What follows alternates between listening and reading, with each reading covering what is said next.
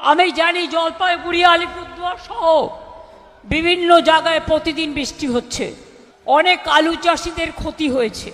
চিন্তা করবেন না, আলু চাষিদের তো কৃষি বিমা করা আছে, শস্য বিমা, আপনারা সবাই ক্ষতিপূরণ পাবেন, এটা আগে থেকেই করা আছে। যেমন কৃষকদের জন্য আমাদের সরকার শস্য বিমা করে রেখেছে অনেক দিন আগেই, আর টাকাটা কৃষকদের দিতে হয় না, আলু চাষিদের দিতে হয় না, টাকাটা দেয় রাজ্য সরকার। তার কারণ আমরা মনে করি আপনারা আমাদের সম্পদ।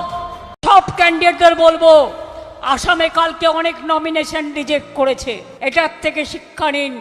সব প্রার্থীদের সাথে লয়ার নিয়ে যাবেন আর সব কাগজপত্র ভালো করে দেখে রাখবেন, মনে থাকবে। কারণ এই ভদ্রলোক আর দিল্লির দুই ভদ্রলোক 1, 2, 3 এদের বিদায় দিন, না দিলে দেশটা বেঁচে দেবে। বাংলা রাজ্যটাই তুলে দিতে চায়, অনেক প্ল্যানিং করেছে। আপনাদের বিহারের সাথে নিয়ে যাবে, আবার উত্তরবঙ্গের জেলাগুলোকে আমি আটকেছি।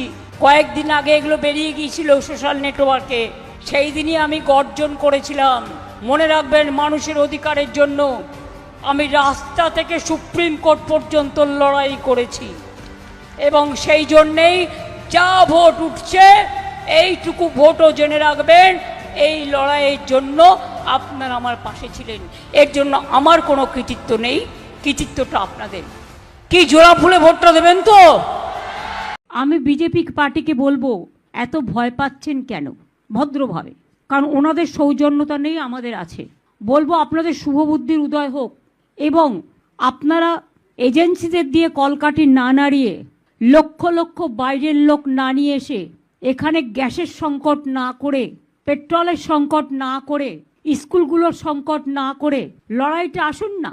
শান্তিপূর্ণভাবে, সৌজন্যমূলকভাবে, রাজনৈতিকভাবে লড়াইটা হোক, গণতন্ত্রের ভিত্তি মজবুত করবার জন্য।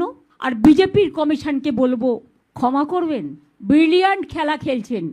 নোটিফিকেশন হলো না এখনো ইলেকশনের, তার মধ্যে চিফ সেক্রেটারি থেকে শুরু করে, হোম সেক্রেটারি থেকে শুরু করে, ডিজি থেকে শুরু করে, এডিজি ল অ্যান্ড অর্ডার থেকে শুরু করে, সিপি থেকে শুরু করে, সমস্ত কমিশনার থেকে শুরু করে, এসপি থেকে শুরু করে সব চেঞ্জ করে দিলেন।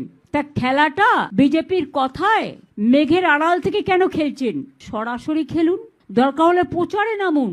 সব আইনি যখন ভঙ্গ করেছেন, সব বিধি যখন ভঙ্গ করছেন, তখন সরাসরি প্রচারে নেমে মঞ্চ করে মিটিংটাও করুন। এবং আমি হাসি মুখে বলতে চাই, যা ইচ্ছে করতে পারেন, আপনাদের অনেক পরিকল্পনা, অনেক চক্রান্ত আছেন, কিন্তু তাও মনে রাখবেন, সব অফিসারই আমাদের অফিসার, যারা বাংলায় কাজ করে। ইলেকশন ডিক্লেয়ার হলেও ইলেক্টেড গভর্নমেন্ট কিন্তু থাকে, এবং আগামী দিনেও বিজেপির কোনো সম্ভাবনাই